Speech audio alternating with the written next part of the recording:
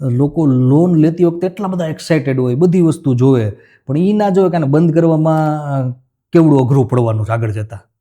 બરાબર. હું તમને વાત કરું ને, આ ઘણીવાર અભિમન્યુ આપણે જે હતો એ 7 કોઠાના યુદ્ધ જેવું થઈ જાય, અંદર ઘૂસી જાય, બહાર નીકળી ના શકે. ઘણા કસ્ટમરની હાલત એવી હોય, લોન લેવાય તો જાય, પછી બંધ કરવાનો ચાર્જ એવડો હોય ને કે એ બંધ ન થાય ઘડીકમાં પછી, અને એ પોસાય નહીં, પરવડે નહીં. આપણે એમ થાય કે આવડો ચાર્જ કરીને થોડીક લોન બંધ કરાવે. બરાબર. તો ફોરક્લોઝર ચાર્જ રિલેટેડ બહુ ઇમ્પોર્ટન્ટ આરબીઆઈની ગાઈડલાઈન એવી છે કે જે 1 જાન્યુઆરી 2026 પછી લાગુ પડવાની છે.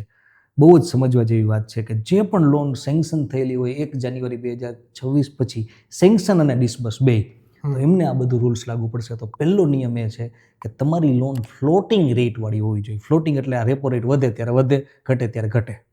આવી ફ્લોટિંગ રેટ વાળી લોન તમે લીધેલી છે, ઇન્ડિવિજ્યુઅલ નામ ઉપર લીધેલી છે, વ્યક્તિગત નામ ઉપર, અને નોન બિઝનેસ પર્પઝ માટે લીધેલી છે. બિઝનેસ પર્પઝ નથી, જેમ કે કાર લોન છે, એજ્યુકેશન લોન છે, અથવા પર્સનલ નામ ઉપર કંઈ મોર્ગેજ લોન લીધેલી, બિઝનેસ પર્પઝ નથી, એવા કોઈ પણ લોનમાં હવેથી ફોરક્લોઝર ચાર્જ નહીં લાગે.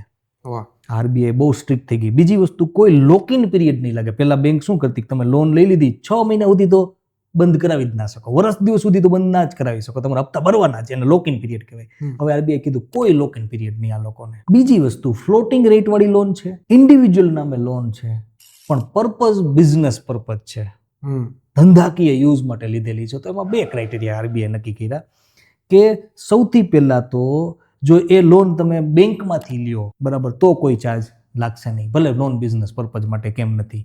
પણ જો તમે એ લોન છે એ રિજનલ રૂરલ બેંકમાંથી લ્યો, સેન્ટ્રલ રૂરલ બેંકમાંથી લ્યો, કોઈ કોઓપરેટિવ બેંકમાંથી લ્યો, તો તમને ફોરક્લોઝર ચાર્જ લાગશે. પણ જો તમારી લોન 50 લાખ પ્લસની હશે તો જ. 50 લાખ નીચેની જો લોન હશે તો એમાં પણ ફોરક્લોઝર ચાર્જ લાગશે નહીં. સો આ ઇમ્પોર્ટન્ટ બદલાવ છે. અને આરબીઆઈ એ પણ કીધું કે દરેક બેંકે કસ્ટમરને એના સેન્કશન લેટરમાં બધી વસ્તુ ઉલ્લેખ કરીને આપવાનો છે.